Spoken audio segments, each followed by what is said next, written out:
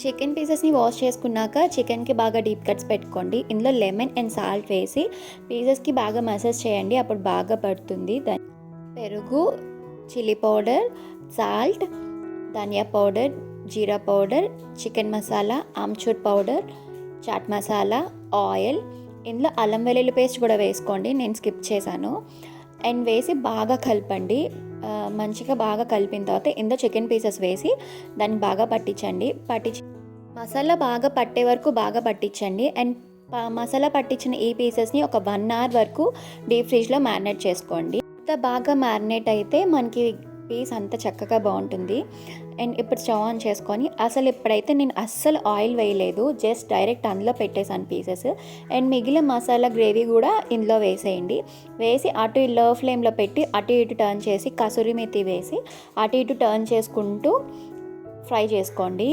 కంటిన్యూస్గా అటు ఇటు పెట్టండి. అండ్ ఇప్పుడైతే కొంచెం నేను బటర్ వేసుకుంటున్నాను. ఓన్లీ బటర్ ఒకటి, అది 2 స్పూన్స్ ఒక్కటే ఇది వాడతాము, ఆయిల్ వేయము, ఏమీ వేయము. అండ్ బటర్ వేసాక అటు ఇటు తిప్పాక మూత పెట్టి కొంతసేపు దాన్ని మగ్గనివ్వండి. And health freak, so oil అనేది చాలా తక్కువ వాడతాను. సో ఇలాంటి ఆయిల్లెస్ మరిన్ని రెసిపీస్ కోసం ఛానల్ని సబ్స్క్రైబ్ చేసుకోండి. అండ్ చికెన్ ఫ్రైని చాలా ఫాస్ట్గా చేసుకునేటట్టు లాంగ్ వీడియోలో అప్లోడ్ చేశాను, వెళ్ళి చెక్అవుట్ చేసేయండి. Please like, share and subscribe నా చిన్ని కథలు.